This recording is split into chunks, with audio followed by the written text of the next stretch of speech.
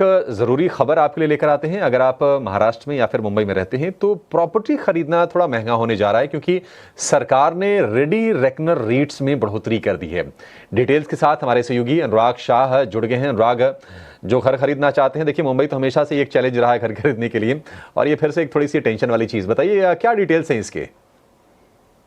मुंबई समेत महाराष्ट्र में 1 अप्रैल से घर खरीदना महंगा हो जाएगा, क्योंकि सरकार के द्वारा 2 साल बाद रेडी रेकनर रेट्स में बढ़ोतरी कर दी गई है।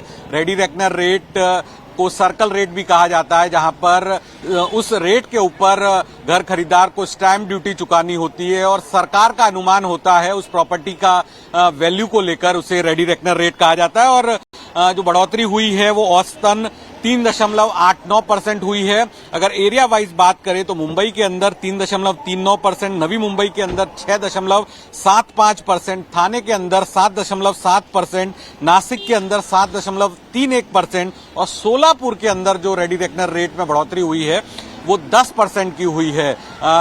तो 2 साल से इसकी बढ़ोतरी नहीं हुई थी और सरकार को भी रेवेन्यू बढ़ाने के लिए रेडी रेकनर रेट के अंदर बढ़ोतरी करनी पड़ी और अनुमान है कि रेडी रेकनर रेट बढ़ने से करीब 10,000 करोड़ की रेवेन्यू में बढ़ोतरी होगी। और ये माना जा रहा था कि 1 अप्रैल से रेडी रेकनर रेट में बदलाव होगा। इसी वजह से मुंबई समेत महाराष्ट्र के अलग अलग हिस्सों में जो मार्च के अंदर रजिस्ट्रेशन दिखे उसमें जबरदस्त उछाल देखने को मिला। और अब 1 अप्रैल से ये दरें जो बदलाव होगी, जिसमें आप नई रजिस्ट्री कराएंगे उसके अंदर स्टैंप ड्यूटी रजिस्ट्रेशन पे आपको ज्यादा पैसे देने होंगे। और डेवलपर के द्वारा भी जो रेट कोट की जाती है, अगर रेडी रेकनर रेट में बढ़ोतरी होती है तो डेवलपर भी जो उसको बढ़ाकर घर खरीदार को पास ऑन करेगा।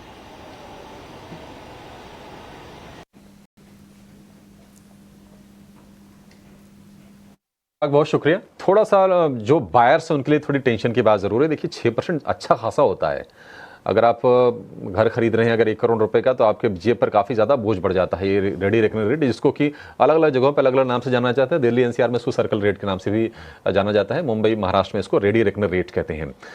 एक बात, गोदरेज प्रॉपर्टीज़ के शेयर पर आपसे व्यू चाहिए तेजस, क्योंकि एक खबर भी आई थी कि इन्होंने करीब 275 फ्लैट्स बेचे हैं 2,000 करोड़ रुपए में अपने नोएडा वाले प्रोजेक्ट में। हालांकि वैसे आप देखेंगे तो ये सारे के सारे प्रॉपर्टी वाले शेयर थोड़े कमजोर दिखेंगे, लेकिन लोअर लेवल से रिकवरी अच्छी है।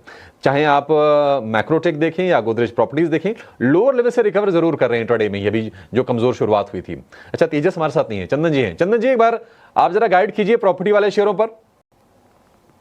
बिल्कुल, काफी अच्छी न्यूज इन्होंने सुनाई। अब क्या करें, मुंबई में आप जब सोचो तब महंगाई लगता है और ये सब चीजें बढ़ती रहेगी। एक ही मूल मंत्र समझ में आया कि ज्यादा कमाते रहो तभी ये महंगाई काबू में आएगी घर खरीदने की। तो थोड़ा शॉकिंग लगा है, बट ठीक है।